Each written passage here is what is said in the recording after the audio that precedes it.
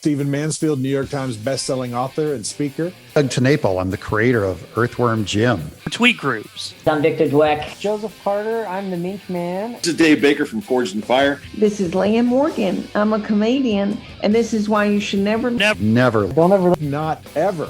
Don't waste your time. Oh, you really should. listen to those darling, yummy Reverend and the Reprobate. Hey, everybody, welcome to the Reverend and the Reprobate.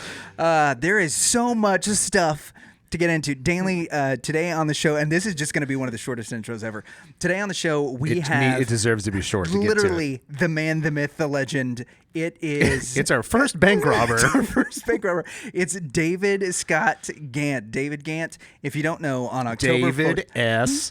Pump Ghantt. Ghantt. Yeah. So on October the 4th, Saturday, October the 4th, 1997, David Single-handedly Ghantt robbed the Loomis Fargo vault.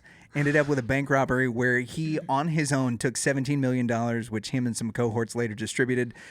He tells us most of the story.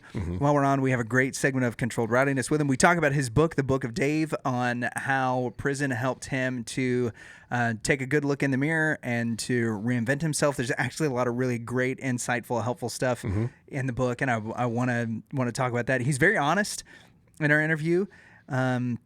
And I don't want to say anything else because I'm going to spoil it.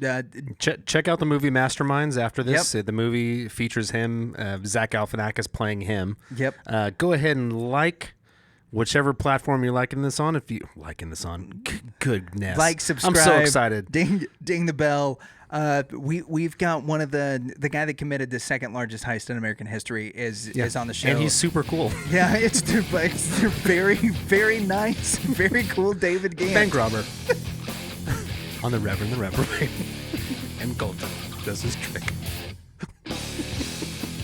Danley, on our airwaves today, we have one of probably the most fascinating people that we've gotten a chance to sit down and chat with. He is the author of The Book of Dave, which is a guide to helping find yourself and reinvent yourself. The Book of Dave, it said, a new path after a $17 million misstep. It is the inspiring and the quite resourceful David Scott Ghantt. How are you, Mr. Ghantt? Doing very fine, gentlemen. Well, thank you for joining us today. I want to know, first off, a little about the book. Now, I'm sure we'll get into kind of the history of everything, but what made you want to write a book to help other people reinvent themselves? Well, I had one of those moments when I was locked up in prison. It was about 2 a.m. I woke up and prison is never quiet.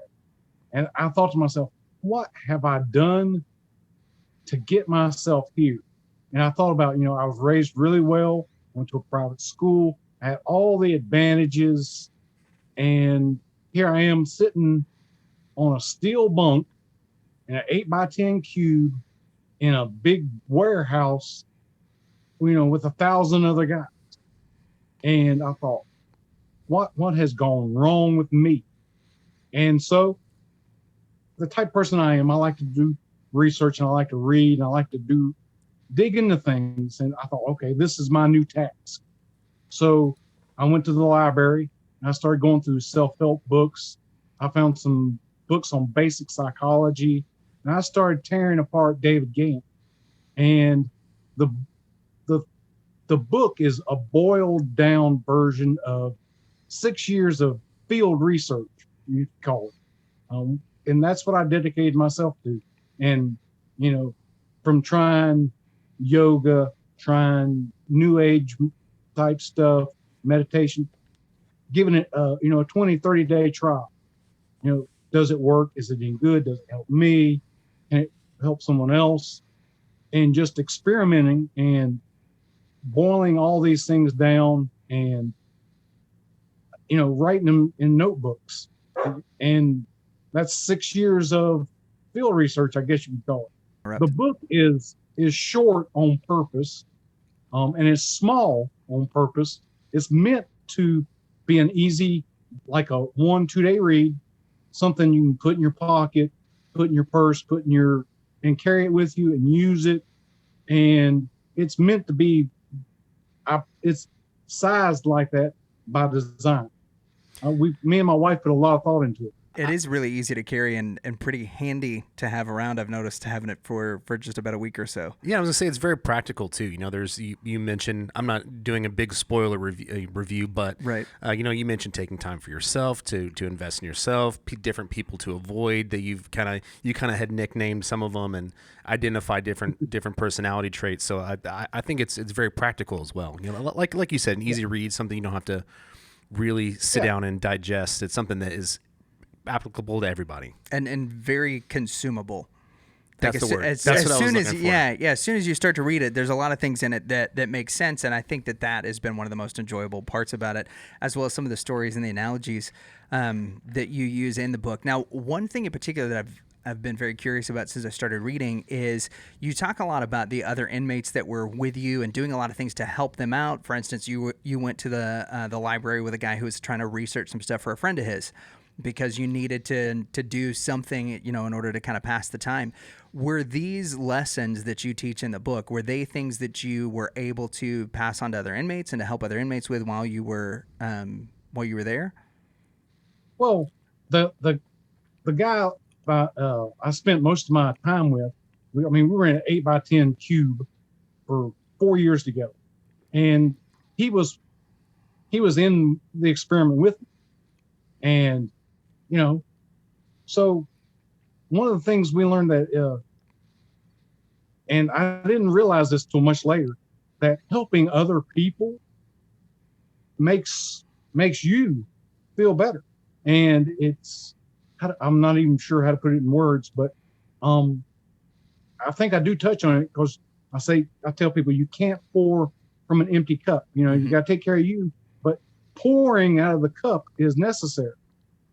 You know, helping other people, even if it's just a little thing, holding the door open, little things like that every day help enhance your well-being, your mental well-being. And that was just one of the little projects I did. I also taught one of the adult education courses. It's actually a pretty good story. The lady that ran the adult education course didn't know what to do with me. So she put me in a group of guys that were struggling in math.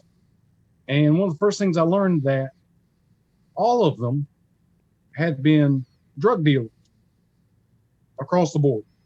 And they were struggling with fractions of all things. I'm like, well, guys, how much is an 8 ball? I said, that's an 8. I said, you're doing fractions, but. And I started putting it in terms that they could understand easily. Man, they aced their next math. You know, they understood money instinctually. They had been working with it. And I'm like, guys, you've been doing fractions your whole life. You just haven't been doing it by the book. And once they got a grasp of it, man, they started doing way better. And that leads to something I learned about the self-help books I read. You've got this guy that's very well educated. He's talking down to us plebes, and it doesn't translate. You got to talk across. And I think that's one of the places where my book shines. I'm not an educated man. Everything I've learned, I've either learned the hard way, or I picked up a book, or took the time to research.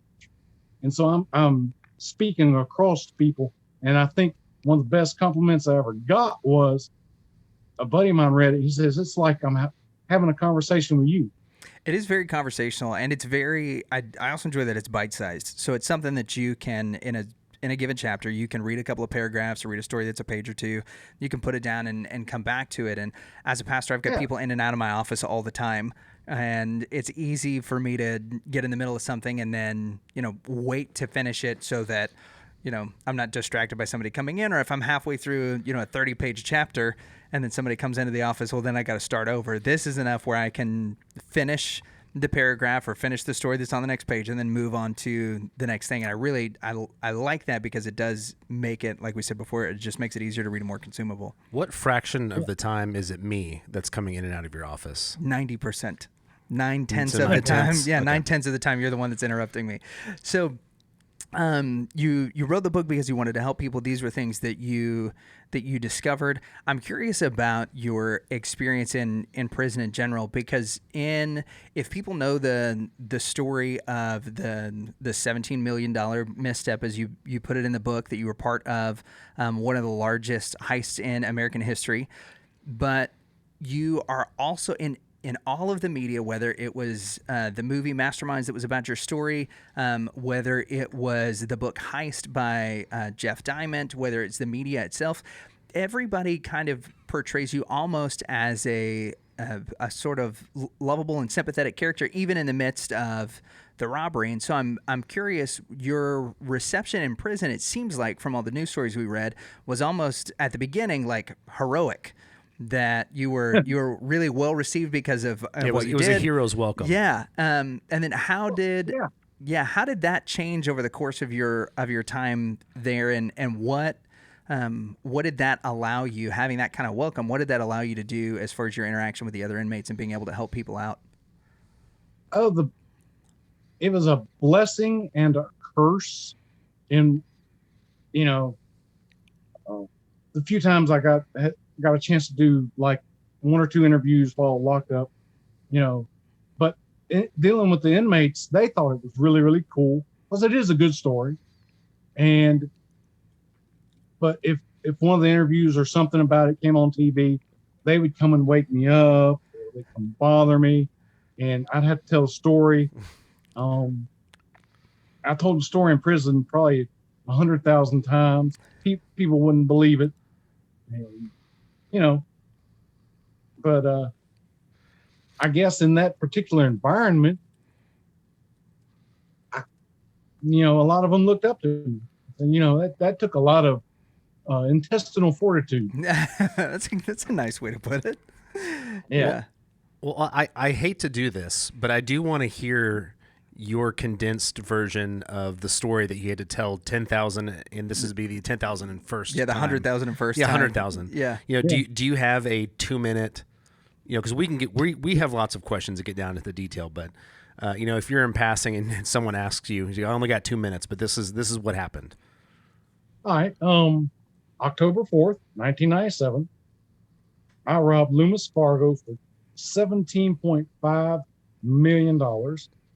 Got on America's Most Wanted list.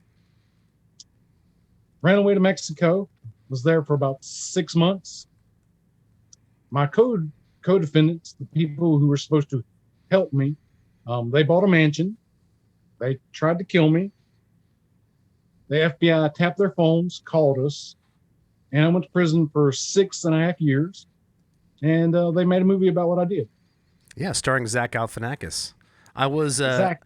I was hoping a little bit that you'd still have the bangs, that Zach had in the movie, but it seems like you've grown him out into an illustrious length, much like the good pastor here. I've gotten to the age in my life where I no longer care about my hair. Oh yeah, I end up chopping mine off. I get frustrated with it. That's going to be my next step. Yeah, is getting rid of it. Yep, but I'm going to enjoy it while I got it. There you go. See, that's what I say. As soon as it's going to get to a point where I'm going to have to fire it before it completely quits on me. But it's in the it's put in its notice. It's on the bubble. Yeah, it's on the bubble. We've had a good run. Yeah. So I've got to know, there are a lot of stories about the Loomis Fargo robbery, and in particular about the relationship between you and Kelly Campbell and Steve Chambers. And it seems like whether it's portrayed in the movies or whether it's in the media reports, everybody's idea of that relationship is a little bit different about what the terms were and all of those kinds of things. I'm curious to find out when you get to work on that Saturday, and you've from what I've heard, and you can verify this or not, that the Steve Miller Band's "Take the Money and Run" was on the radio whenever you were on your way to work. So yes, it was. Yeah, so you've got all this amped up energy. How much did you know about the people that you were involved with? In the movie, they portray them as you guys using code names for each other. And some of the media stuff, it says that you knew both Kelly and Steve. Others say that you knew only Kelly. How much did you actually know about the people that you were involved with? I only knew Kelly. I talked to Steve on the telephone once, and that was on purpose because in my mind, I was very naive. I admit it. I didn't want to know this guy really, and I didn't want him to know my face. I didn't. To me, it was just a business deal, and I like I said, I was very naive, and I trusted Kelly. Now, did you guys use the code names like they portray in the movie? Did you call Steve Geppetto? No, I didn't. I didn't call him Geppetto. How do you feel like now looking back on it? Let's talk specifically about the film. How did you feel about Zach Galifianakis' portrayal of you? Oh, I thought it was awesome. I've always thought that the story had a great comedic angle, and sat down and talked to Zach. We talked for 3 or 4 hours in California about, he says, I'm going to play a version of you that's going to be a likable idiot. I said, that's fine. You do you. You're the actor. Do your thing. It doesn't hurt my feelings one way or the other. And I think he did a great job. He spent a lot of time with me trying to learn some of my mannerisms and the way I talk and some of the turns of phrase I tend to use sometimes. I think he did a great job. Did you ever say something grazed your biscuits to him? That is a Zach. Zach is that's straight out of Zach. Yeah. It wasn't in the script or anything. I mean, he just it's one of those. He ad-libbed that right off the cuff. That sounds like something he would ad-lib. It definitely does. Now, he also is a North Carolina native, grew up in that same area. Did you feel a connection with him because you guys grew up in the same area and that you kind of understood each other whenever you guys got together? Yeah, he's got a farm in North Wilkesboro, and our stomping grounds kind of crossed in places, different times, but we knew common areas and certain cities and certain restaurants. Do you think that helped him with his portrayal of you in the movie? Yeah, I think it did. He, being an actor, he's had to kind of lose that Western North Carolina. It's not really a twang, but it's a different type of speech. It's a howdy do. Yeah. Yeah. He actually has a character. There's a little side note. He's got a twin brother that he shaves his beard for whenever he's on screen, and he falls back into that accent, I think intentionally, to play it up. It's very funny because he's got this second character that he swears is real, a la Andy Kaufman. Right. But okay, so getting back into the heist, because this is clearly, like you said, I'm not surprised you told the story 100,000 times. It's an amazing story. So you are the only one that's in the vault. You've sent home a new hire that was training with you, correct? Correct. And how long did it take to move all of the cash out of the vault? And it wasn't all of it. I know some of it got left. At least I believe that's correct. Some of it got left in the van or in the truck, but he moved everything out of the vault, correct? Everything I could get a hold of easily. Yeah. It took 2.5, 3 hours. My memory's getting worse as I age, but it took about 2.5, 3 hours. Yeah. So it weighed a little over a ton, and the grief. stack was 3 feet high, about 9, 10 feet long. And at some point, when you leave the premises with the armored truck, something happens, right? In the movie, in the movie, Zach's version of you locks the key in the truck with him in it. And that didn't exactly play out in real life, correct? No, the keys getting locked in the truck happened later after I dropped it off.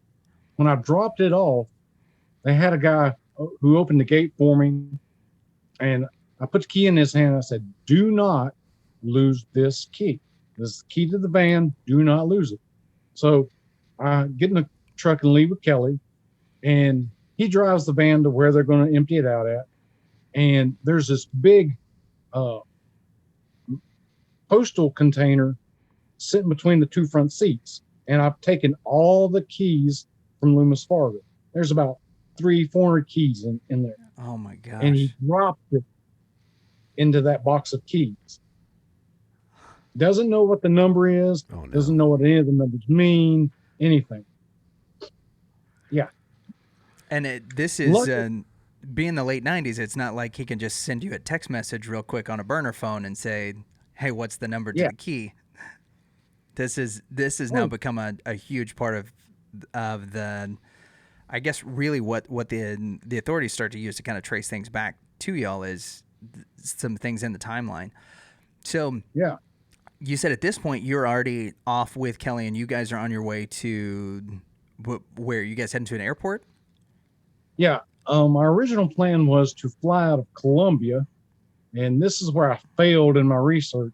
The Columbia airport back then, and probably still does today, closed at around 9:30. When we got there about 10:30, almost 11, it was dark. And so I ended up taking a bus from Columbia to Atlanta, took a cab to the airport, Atlanta to New Orleans, bought some hair dye and stuff in New Orleans, flew from New Orleans to Cancun. What color hair dye did you get? Brown. I did a really terrible job of it too. Of course, it was the late 90s. I mean, bad dye jobs were just in vogue at the time. As a public service announcement, you should never dye your hair when your stress level is very high. But if you do, make sure you get your eyebrows. Because I looked really stupid because I had chestnut brown hair and then reddish blonde eyebrows. Yeah. Yeah. See, that's not something I have to worry about too much because I've got, relatively dark hair, but you've got the same thing, kind of reddish blonde. You'd have to dye it. I never understood that because I've seen people do that in movies where you have to dye your eyebrows. I don't understand that. Mine are black. Yeah, it would stand out. You'd have to bleach your eyebrows. But then look like a ghost. Oh, that's okay. Okay, moving on. So you've made it to Louisiana, and now you're on your way to Cancun. And at this point, there's no telling what's going on with the money itself. It's somewhere in transit. What's left of it, or what didn't get lost in the van whenever the key got dropped off, or what they couldn't haul away. What's kind of going through your mind, because the money now is being trusted to somebody that you don't know? I did have a lot of doubts, but I'm like, I didn't see, once again, I'm very naive of me. I didn't see any reason for them to cut me out. I mean, there was plenty of money for everybody. I've gotten, around $5 million. I was thinking there was only 3 of us. So I'd gotten about $5 million a piece. And I even told them, whatever's left over, you guys keep. I just want my share. I don't care about the rest. That's very fair. I thought so. Yeah. So that's what I do with cigars. I just want mine when you guys take whatever else is left. So from what I've read in the book, from what I've read about the story, and then from getting to chat with you here just a little bit, you seem like a guy that is very fair. You seem well thought out, well read. Mm-hmm. You're an intelligent guy. What is it that drove you to want to do something so daring? And from what I've read of the court cases, what everybody who knows you said was a very out of character move. That Dave was very trustworthy, very by the book. Your mom and your wife at the time, Tammy, both testified to that. So what is it that drove you to want to do this in particular? I kind of touch on it a little bit in the book, but to go a bit deeper, I hid my, it's almost a mental illness. I hid it very, very well. Okay. And I was very unhappy, but I never showed it. I kept it hidden, and I was just miserable. And then I didn't understand why I was miserable and why I felt like a loser. I felt like my life should have been way better. And I thought, well, here's a chance for me to instantly change my life 100%. It's going to be an expensive change, but I think I can do it. And I did my research. I researched the FBI. I researched local law enforcement, read up on Mexico, read up on the Cayman Islands, international banking, stuff like that, and researched how the cops go after people. And I found something I could use, and I used it to my advantage. So if that's the motivation behind it, when you get to Cancun, do you feel like at that point that you've accomplished at least part of that, as now you've done something that's this daring, you've kind of changed your stripes in some ways, you've made it there. I'm sure you didn't go to Cancun empty-handed. How much cash did you have on you, and how quickly did you start to kind of turn that lifestyle around to get the lifestyle that you'd been wanting? I'll be honest, and this, because a lot of people are going to say this is wrong, but I felt the most free I'd ever felt in my life. I felt like, I had been carrying all this weight for all these years. I felt like it just fell off of me. And I went swimming and I felt completely free for the first time in my life. And I didn't know that feeling would not last. And I had probably about $35,000 on me, which goes a long way in Mexico. No doubt. And for the first time in my life, I could go shopping, and I didn't care what stuff cost. Or buy 8 million churros. Yeah, or M&Ms. Yeah. I heard M&Ms was one of your favorite things while you were in Mexico. Yeah. And the little things I used to enjoy, I splurged on, expensive sunglasses. I bought a really nice cowboy hat. I'm sure somebody's probably still enjoying it. Who do you think has your hat? Probably the guy that cleaned out my apartment that I left behind. Smart guy. Probably some cool stuff left behind there. Yeah, well, it was. Well, I think that cowboy hat I think I left it on one of the lamps. So probably housekeeping got it. It was a nice hat. Sweet hat. Yeah, good for him. No idea the story behind that hat. If he'd only known what the a places story. that hat had been. So you're in Mexico, you're enjoying life, and you're finally at this place where you really do feel freedom. Kind of all the cares in the world have been lifted off your shoulders. You're not feeling the day-to-day pressure. And by of the things. way, living probably every little boy's dream. Oh yeah. Of granted, we grew up wanting to be a police officer and a firefighter. Bank robbers on that list too. Yeah. Just take millions of dollars and I'll go live down south. Yeah, there was kind of exhilaration when you played cops and robbers and you were the robbers and got away. So now you're in Mexico, you're in Cancun, you're living it up, and then the money starts to get to a point where you're like, all right, I need my next installment. What's kind of going through your mind? Because it doesn't seem from the research that we've done like there was a really clear arrangement on how they were going to get money to you. How did that work out, and how does that eventually lead to somebody putting out a contract for your life through that? Well, in my research, I found out that you can smuggle anything you want into Mexico. They really, they're not real picky. Okay. Coming north is a difficulty. Going south, not so much. Mm-hmm. And they could have mailed me my money. They could have sent UPS. They could have sent it by the U.S. Postal Service. Probably been cheap. They could have sent it FedEx back then, or any number of services. Yeah. And then I'm talking to Kelly. I'm like, listen, y'all should have sent me quite a bit of money by now already. It's nothing to box up some money and mail it to him. She says, well, we're going to get somebody to bring you some. I'm like, what? She says, oh, this guy named Bruno, he's going to bring you some money. You'll be fine. Blah, blah. I'm like, all right, cool. My brain's already starting to turn. Mm-hmm. Mm-hmm. as it's wont to do. And so I get a call. Bruno's going to meet you. And, I give him my address to my apartment. And I had taken him scuba diving, and this guy comes to my door, and I'm standing there, and I've got a spear gun leaned up against the wall. This big, tall, like 6 foot long spear gun leaned up against the wall. He's looking at that, looking at me, and he says, "Hi, I'm Bruno." And he hands me this brown paper bag. Turns around and walks off.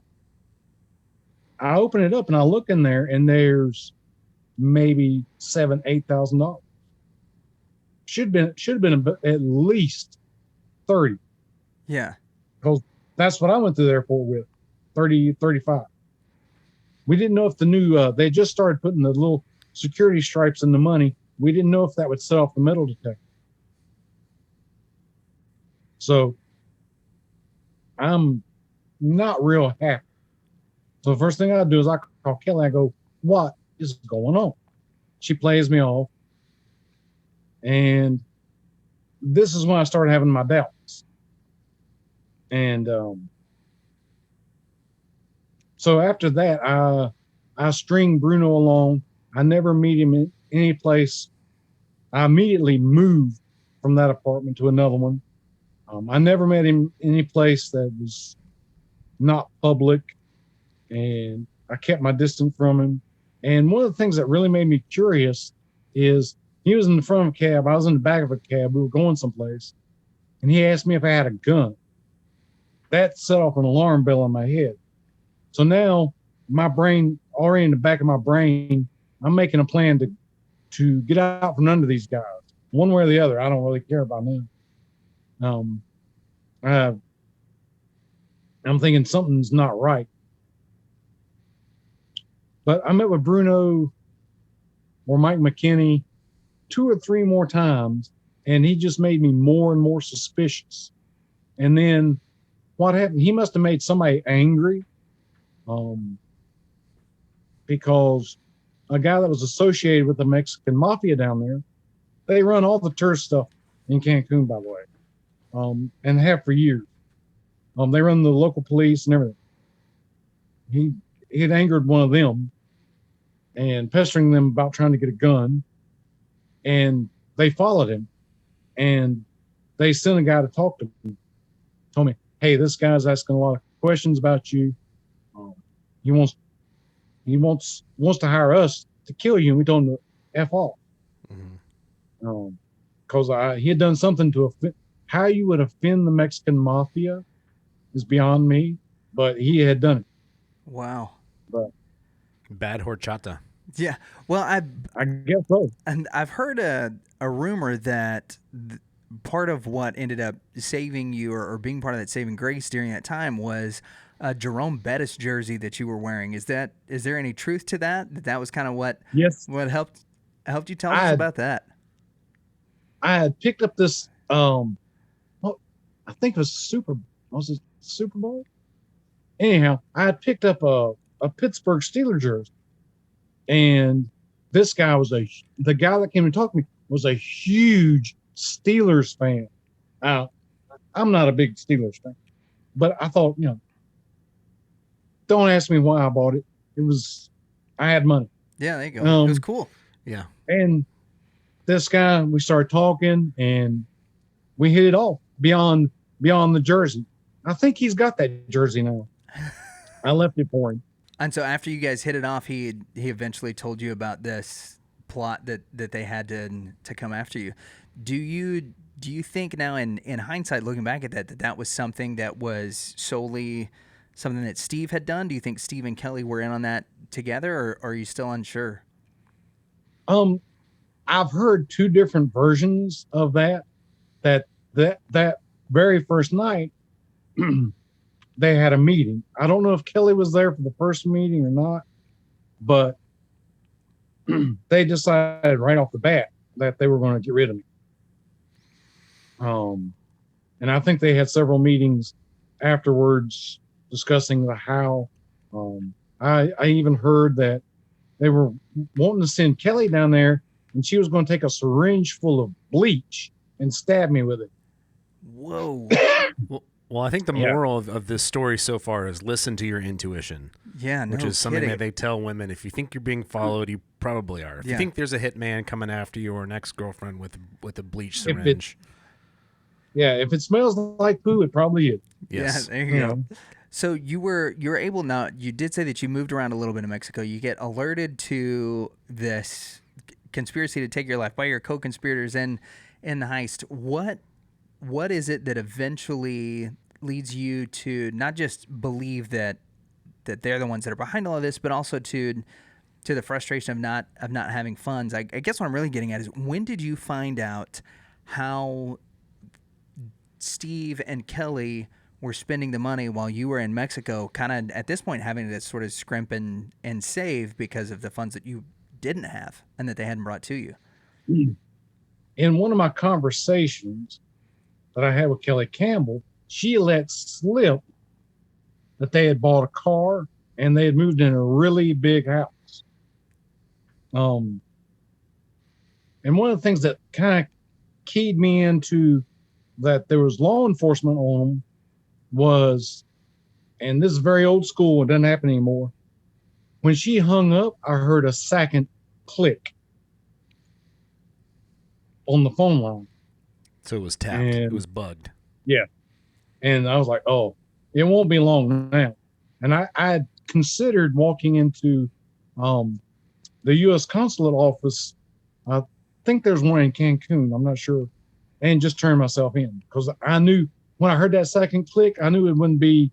And I wasn't far from wrong. It was almost 3 weeks later, the FBI showed up. How long had it been? You were on the run in Mexico, Cancun. How long was the duration of you being on the lam? 5, almost 6 months. Wow. Thereabout. That's a long time to last. Most of it sounds kind of fun. Yeah. Imagine going to Cancun, Mexico, and doing every touristy thing available. Yeah. I mean, you get the list at the hotel, and you go down the list one by one by one by one. Jet skis, horseback riding snorkeling, on the beach, jet skis, fishing, snorkeling, scuba diving, parasailing, jungle tools, parasailing, visit the ruins in Chichen Itza, all the historic stuff that's right around there. I mean, I literally went right down the list like any person like myself would. Yeah, I would too. Yeah, I'm not condoning this, but this does sound like a blast. Yeah. So it was quite fun. So what is it that you feel like eventually led the FBI to where you were? And do you think, because the FBI has told the story. Quit trying to ruin this for me. Well, the FBI has told the story. I keep wanting to be on the lam, and you're like, and the FBI shows up. So they catch up. But the FBI told a story in court that it changed for them based on a couple of conversations that they heard whenever they were listening into Steve Chambers' phone lines, that it changed for them from going to apprehend Dave to almost like a rescue mission, because they weren't sure whether or not somebody was going to come and attempt to take your life, and if that contract, or however you want to call it, was still out there. So what do you think it was that eventually led the FBI to you, and what was that like? Did it feel like they were arresting you? Did it feel like it was a rescue mission? Yeah, was it a relief? Yeah. It was a relief. Well, what was weird is I was, at the time when they showed up, I was in a little bitty town called Playa del Carmen. And during the weekend, the cruise boat comes in and there's lots of people, lots of Caucasians, lots of different types of people. During the week, think we went there. Yeah. There's no Caucasian. It's Mexican. That sounds actually kind of, anyway. True. And then it's in the middle of the week, I'm going to do my laundry, and I notice I'm no longer the only Caucasian in the city. And I'm like, okay, this is either the cops or these guys are out to get me. Because I would go down to the flea market and I'd see he's easy to pick out. Okay. Mm-hmm. The one white guy in a sea of brown faces with the Ivy League type haircut. I mean, stereotypical FBI. Mm-hmm. Thinking about it now. He's got the perfect haircut. very clean cut. I'm like, he's got to be a cop. He's got to be a cop of some sort, bounty hunter, something like this. This guy's too bred white, Mideastern, Middle America. Yeah, he doesn't belong here any more than I do. Yeah. Mm-hmm. He whitens his teeth. Yeah, he's just sending up. He's sending off all kinds of red flags. Yeah, this guy brushes his teeth 3 times a day, okay? Without fail. With glisten. Oh yeah. And in that part of Mexico, nobody dresses. I wasn't even dressed as nice as and neatly as he was. And I've kind of gone native. I've got the cutoffs. I've got the Ho Chi Minh sandals going on. I've got the broad brim hat. And even though I'm very fair skinned, I turned a fairly good shade of brown. Mm-hmm. Lots of time in the sun. And 5 to 6 months worth. It sounds It sounds like. I did my laundry and I'm going back to the hotel. And this white guy I've seen all over the place, comes walking up, introduces himself, tells me he's with the FBI. And it's like, once again, a burden's been lifted off me because, I know it's over. They bring you back to the States. Everything kind of blows up once you get here. What was the most, I guess, what piece of information was the most surprising to you when you got home that the FBI had? Like, what thing that they knew was the most surprising to you? I've got a long list of surprises, but the most astonishing was that at one point, one of them had gone into a bank and asked the teller, how much money can I deposit without you calling the IRS? And then proceeded to deposit $100 less than that. Wow. Yeah. This was, is this Steve Chambers' wife is the one that tried to do that? Yeah. I think it was. But my favorite of all was the gigantic Velvet Elvis. That is my favorite. So what's the story with the Velvet Elvis? I don't know where they found it. It was the biggest Velvet Elvis I've ever seen. It was like huge. And the woman who bought props for the movie searched high and low and finally found one. They were like made only back in the 70s. It was huge. And I don't even know if it made the movie. But yeah, that was one of the coolest things I thought they bought. Was this? Yeah. They probably didn't pay nothing for it, and it's probably actually rare. It ended up being very rare, and whenever everything got auctioned off, it went for a ton of money at auction because it was one of the iconic pieces that had to do with the story. If it weren't collectible already after being confiscated by the FBI, I'm sure it was. Now it certainly is. So when you come back to North Carolina, you're taken in by the FBI. From what I understand, Steve is kind of giving everybody up as a way to try to reduce his sentence. He's telling any name he can think of who's involved, he's giving it up because he was the one that was distributing money, and he involved a lot of his relatives, his in-laws, cousins, and people like that who otherwise were honest people, even though they knew Steve was kind of into some shady things. When it comes to your trial, one of the things that is brought up time and time again is the character witnesses that came on your behalf. Primarily, the character witnesses being your mom and your wife at the time, Tammy. What was that like facing them after having been gone for 6 months with no communication? That was probably one of the most painful times in my life. The natural questions why did you do this? How can you do this to us? They were really hurt. And, I was already in a dark place, and that I felt like, dog dirt. Mm-hmm. And, it was really hard to face up to. But, the power of love is an amazing thing. And I was blessed, that these people loved me enough to speak up for me. They could have said, nah, if he didn't need us 6 months ago, we don't need him today. So I'm blessed on that.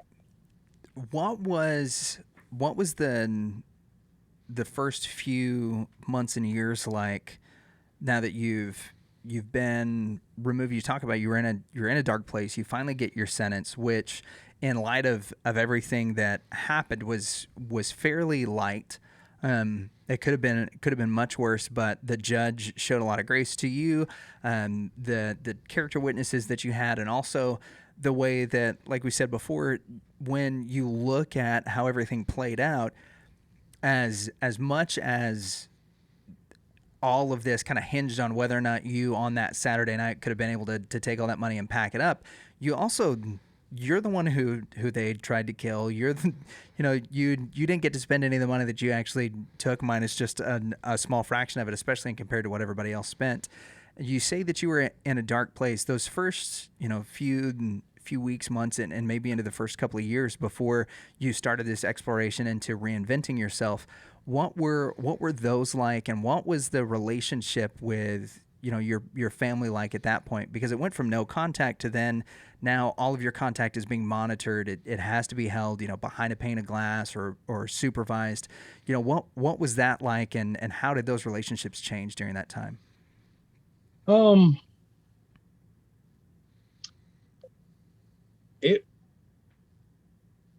It was really hard for me. It was hard on them. And,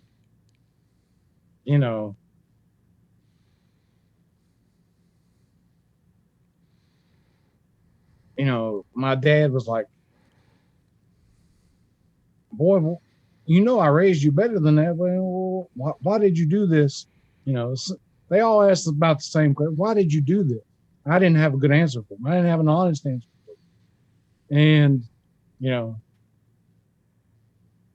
but once again, I'm blessed. My family supported me. And it does seem, after now having read the Book of Dave, that your journey. It's a great title, by the way. It's an awesome title, and your journey going through this research, this reinventing of yourself, figuring some things out that helped you get from that dark place that you were in now to a place where you're healthy. Your wife Christy did photos for the cover of the book, which she did a great job with. Y'all have a couple of kids now. You're living what seems like a very normal life, and normal in quotes, if anything can be called normal anymore. But yeah, if looking back, if you could have handed yourself in, let's say, May of 1997, if you could have handed yourself the Book of Dave, if that guy in May of 97 would have sat down, would have read this book, do you think it would have helped him to realize what all he had and kept him from going to that place, which eventually led to the robbery and to the dark place that you were in? That guy back then, he would have taken that book, thanked whoever gave it to him, and it would have went on a shelf. He'd have never touched it. Because that guy, he didn't see anything wrong with himself at all. And, he would have blown it off. He would have ignored it. That's where I'm at. I don't read books. I think I'm great. Yeah. Well, if you've got $17 million lying around, you better watch it. I'm gonna recommend Dave's book to you. Who do you think now, if you could take your book and put it in the hands of anybody, knowing everything that having this incredible story that you've been a part of, and then becoming on this journey to rediscover not just who you were, but your purpose in life, and now, like I said, having a wife, having a kid, or having kids, being a family man again, which is what it sounded like at one point. That's really all you wanted. Who would you recommend this book to and why would you tell them that it's important for them to read it? That's a tough one. Because, I know a lot of people who've been successful all by themselves without any really help. They really,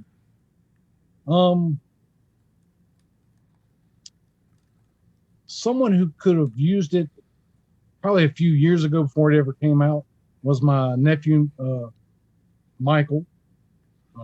He went through a hard time like I did, where he struggled with himself. And I think his personality, he would pick up that book, read, and, something would have clicked in him. I've got a few friends that probably still need to read it.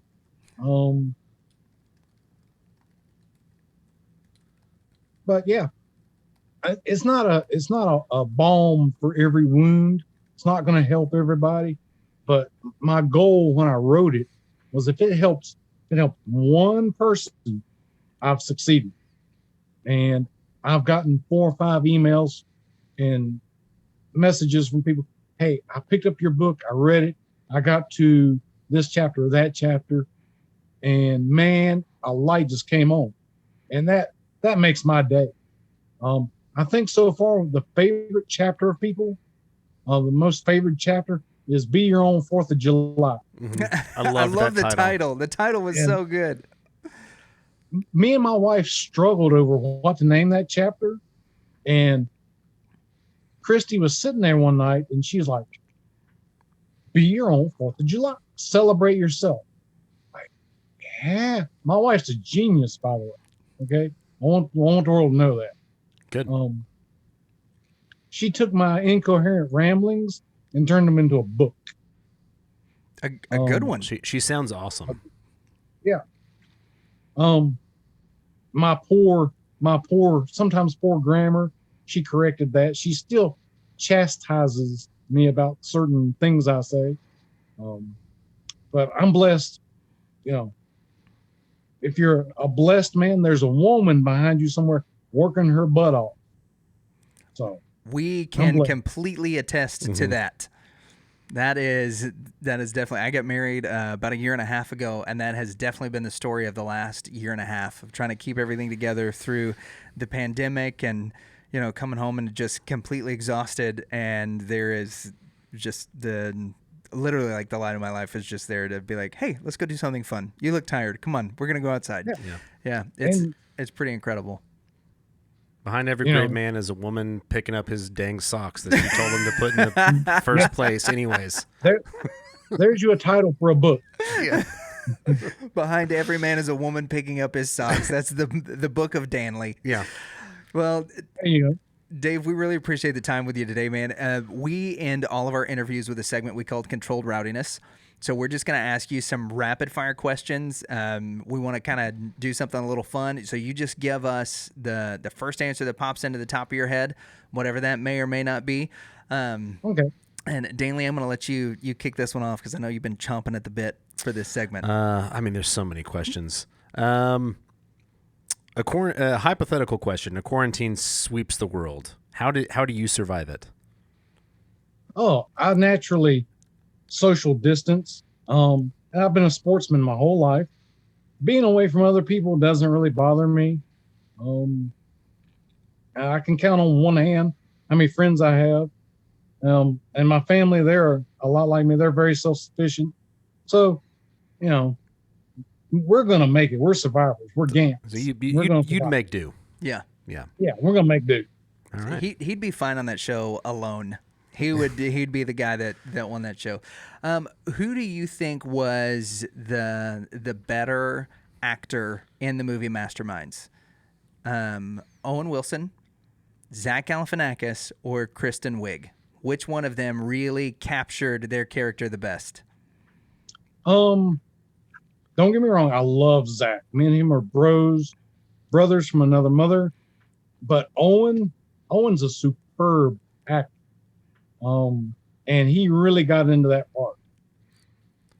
Did you hear him say "wow" at all on set? Yes. There was even a specific moment. if you watch the movie, there's a part where Zach shoots the gun and the propane tank blows up, and Owen's off to the side and he goes, "Wow!" And yeah, mountains or beach? Mountains. Now is that moped or motorcycle?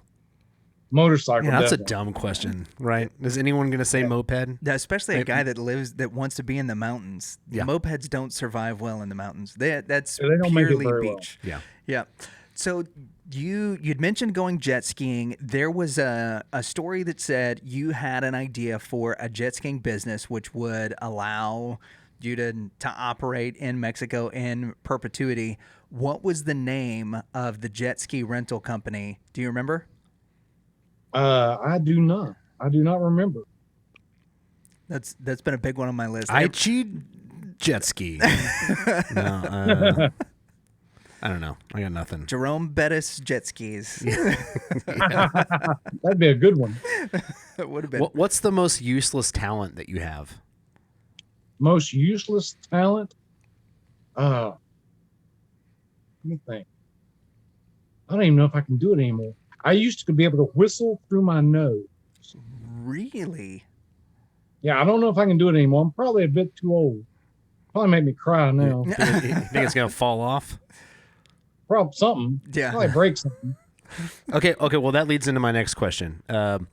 What body part would you just not really care if it fell off? I need to keep my left arm because, well, if I lost my right arm, I'd probably be fine. Because it doesn't do nothing but pick my nose and scratch my behind. So I'd have to find a stick or something. That's a great. If I lost my right arm, I'd be fine. Great answer. That's well. Apparently, he's left-handed. Yeah. you, the Dread Pirate Yes, Roberts I and Inigo Montoya. Oh, well, no, they're not left-handed. And it's Wesley. Oh, that's true. It is Wesley. My bad. So. Yeah, you've got this incredible story that you've had the opportunity to tell. What so far has been your favorite interview that you've gotten to do, or your favorite part or place to tell this story? And you can't say our show because obviously we're your favorite. Yes. What's your number 2? Yeah, next to us, when's been your favorite? Let's see. I think the interview I did with Vice. It was a British film crew that came and did that, and they were a riot. Because they came over, they'd never heard of the story before. The whole concept was foreign. They had all kinds of questions. Because I used to be really big into the gun culture, and that whole idea was foreign. Took them to a gun range. Nerf or water gun? Yeah, they were from, the one guy was from Scotland. The rest of them were from London, England. Wow. So a lot of American things were just foreign to them. So like 17 million pounds. Is that equal? I don't think so. But I'm sure they wouldn't have appreciated your British accent being that they were Scottish. No. He said someone from London. Shame on you. I nailed it. What do you think has been? What do you think has been? many? It's just terrible. Go ahead. What do you think has been the most rewarding thing that you've done since you've been out? Obviously, you've written the book, which is a huge accomplishment. But what do you think has been the most rewarding thing that you've done or had the opportunity to participate in? There's quite a few. Pretty proud of being a dad. Yeah. But I was just there for when she popped out. Took the motorcycle course, but that's not really an accomplishment. Just getting really good at what I do at work. Getting to a very high level of skill, running a bulldozer and running equipment. One of the better operators at our company. That's pretty cool. So That is pretty cool. Are you doing excavation work now? Is that what that is? Yeah, I run a bulldozer for a local construction company, and we build highways, we build subdivisions. The crew I'm on, we build retention ponds and subdivisions. That's pretty awesome. Well, you told the heist story 100,000 times in prison. how many times have you told it on the construction site? Because I imagine that would be another very popular story. Yeah. My first time I told my boss, I told him, I need to take a few days off. The movie I was in is premiering, and he thought I meant some little, Yeah.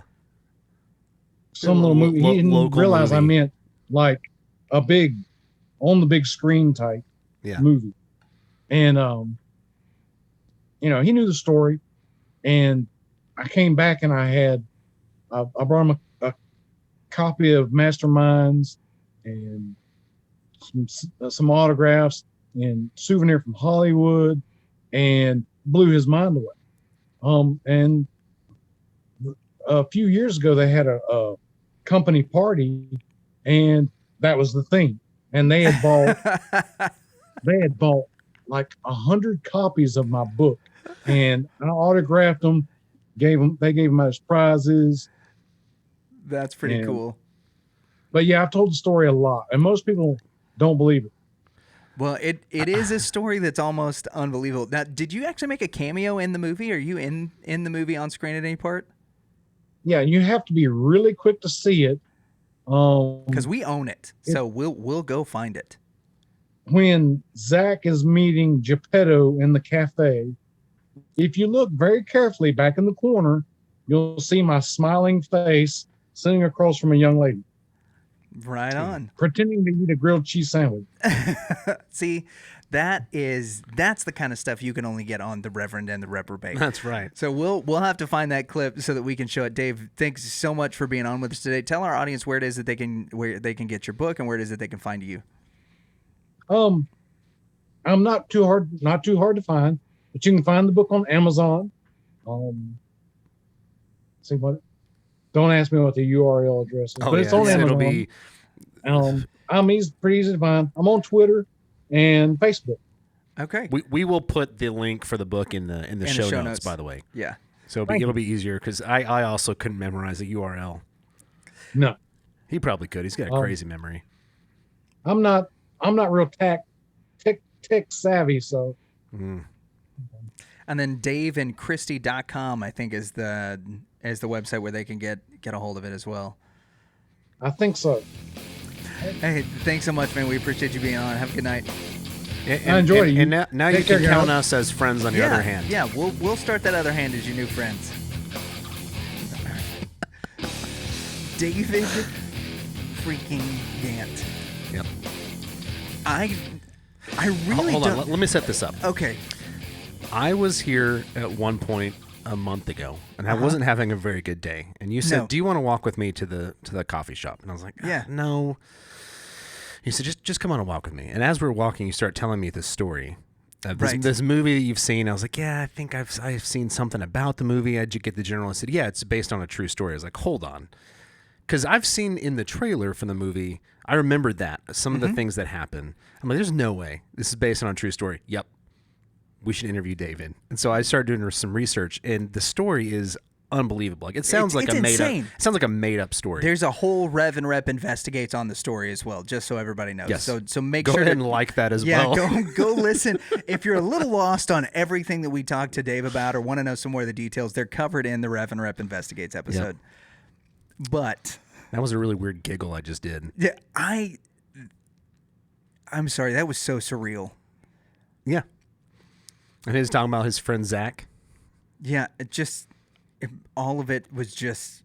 I want to just keep talking about, like, okay, so you have $35,000 in your pocket. Like, what is the first thing that you bought? What's the second thing that you bought? What was the third thing that you bought? And so much. Did you see a parrot? If you look at the story and listen to what we talked about in the Rev and Rep investigates, there's a lot of money that got spent on M&Ms that he just sat in his room and ate M&Ms a lot because, like he said in our interview, he is kind of he doesn't really enjoy being around other people. He's kind of introverted, and so if I had that money, no one would see me. He was just hanging out at a hotel room in Mexico just to do whatever, and good for him. There'd be a few amount of, like, I'd basically be on the run from the law, except the law wouldn't be chasing me.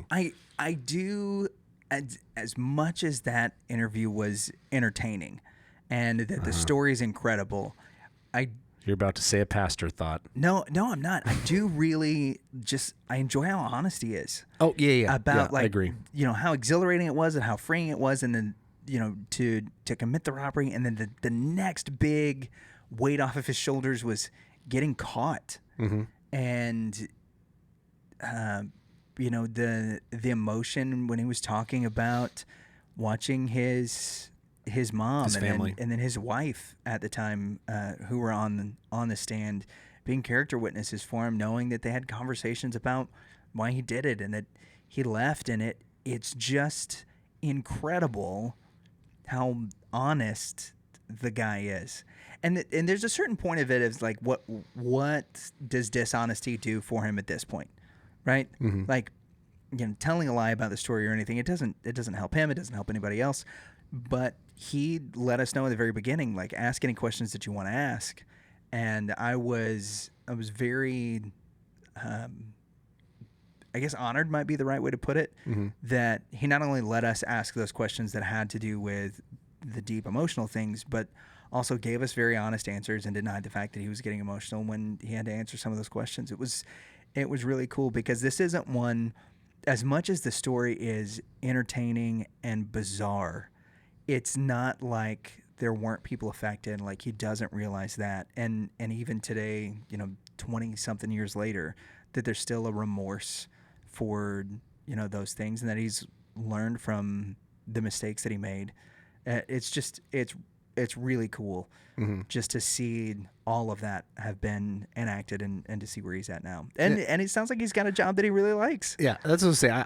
I agree completely. I liked hearing what he's doing now with his work, and he's a productive member. He's a reformed, productive member of society. Yeah. In jail, he got to help people.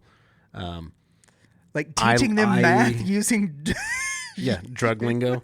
That's brilliant. My favorite was stealing $17 million and being on the run. Like, right. Again, I have dreamed about that every night as a kid. And not necessarily that, but pretty much that. How many heist being movies? Batman. How many heist movies are there? The There's Oceans. the Italian Job, right? But then there's the whole Oceans franchise. Oceans. There's the girl right? Ocean. Oceans 11, Oceans 12, The Oceans girl 8 one. with the girls, right?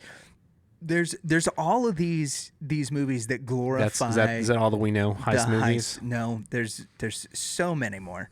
Cannonball Run. The Town was a huge heist movie. And so you've got all of this stuff. The heist, where they're all the the members of the heist are the good guys. They're kind of the anti-heroes in the whole There's thing. that Tarantino movie. And that one, Reservoir Dogs. So Reservoir Dogs does play a part in this, because that's why they went by code names. Yeah. And Mr. White, Mr. Pink. And it's so interesting to me, The Bride. The way that not only was Dave kind of this sympathetic character within the media's portrayal of it, and the book that was written about it by Jeff Diamond, and by the way that the court handled him in particular. He consciously made the decision to rob the bank and to run away, right? Like, that was something they did. But the people, and this is so bizarre to even talk about. I know. But the people that he trusted, that he thought were his friends, and he talked about. This is my favorite thing. Being by the naive, that he trusted them to do that, and then they started to stab him in the back when. In his mind, it seems like some of the naivety in his mind at that point was he was an honest criminal. Mm-hmm. That he did this There's thing. plenty for this everybody. was the one thing we were gonna. There's no reason to we were screw gonna each do. other over. And yet, 17 million split three ways is not bad. Yeah, Let's and- all stick to the plan. I'm gonna go lay down low. That's what he did. yeah, and everybody Everyone else lost their started minds and doing it. started And it- spending money on houses and And cars. it almost sounds like, though the FBI would say that this was, and they have come out and said, because so many people have asked the They question. would have said, would he gotten away with it? Yeah, if these other people in North Carolina that stayed like a mile away from their home, right, when they bought their $650,000 house In cash. yeah, they bought it like a mile away from their And house a velvet painting of Elvis. So, like, if they would have just stuck to the plan, let everything simmer for a couple of years, is it possible that they would have gotten away with it? And who knows? It almost seems like he thinks maybe yes. Mm-hmm. But now seeing where he's at seeing how much family does mean to him. You know, listening to him talk about his wife and their daughter, and then, you know, and how much now he's happy to just have a relationship with his parents again now that all of this stuff is behind him, that he's paid his price for the mistake that he made, how much all of that means to him. You know, you wonder at what point does a guy like that, who does seem to have a really big heart, does he look back at everything and say, you know, after year 3, I'd do it again. like I can't be away from my family. Yeah. You know, and really start to take that in, because even in, you know, in the book, and you can tell there's a lot of transparency. He's a very introspective guy, and there's a point at which he didn't want to hurt people, but he would have to, at some juncture, face the fact that he had done that, whether or not he felt he was living his best life, that he couldn't have just left all of that behind without some type of remorse. And off air, he talked about, you know, his relationship growing up with his dad before we got onto the record, as it were, and he has a ton of admiration for his dad. You know, how long are you able to get away with something like this before that remorse starts to catch up with you? And I think that's part of the reason why he felt the relief whenever he got caught, is because now, you know, after 6 months, the burden of all of that just starts to wear on you. But gosh, what a fascinating story. This is my favorite thing, because as I left today, you know, Heather knew I had to go, and I said, hey, well, I've got to go interview a bank robber. Yeah. I was and I even said on the way, I was like, this is my favorite thing, by the way. It's incredible. And $17 million. Yeah, and a big thanks to Dave for coming on the show. 3 to 4 hours, according to his... 2.5 to 3. Okay, I'm rounding up. Yeah. It was 5 hours. It took him 9 hours. Yeah. Yeah, to move a literal ton of cash, 2,000 pounds of cash. It's amazing. Dave, thanks so much for coming on the show. Thank you guys for listening to another episode of The Reverend and the Reprobate. The book is The Book of Dave. We'll have links to it in the show notes if you want to check it out. It's surprisingly insightful, very cheerful look on... and there is a chapter. Just the way there is a chapter called "Make Your Own 4th of July." Be your own 4th of July. Be your own 4th of July. I think is what it is. What is? Let's look at it. The dump of drama, dodging busybodies. Be your own 4th of July. There it is. Yep. It is chapter. Check it out, folks. Number 4, The Book of Dave. Dave, super thanks so cool much guy for coming on the show. Check out the movie Masterminds if you want to catch up on the story. Make sure that you look in the link to this show and check out the episode of the Rev and Rep Investigates, which covers what is known as the Hillbilly Heist. And we'll see you guys next week. This is so bizarre. Yes.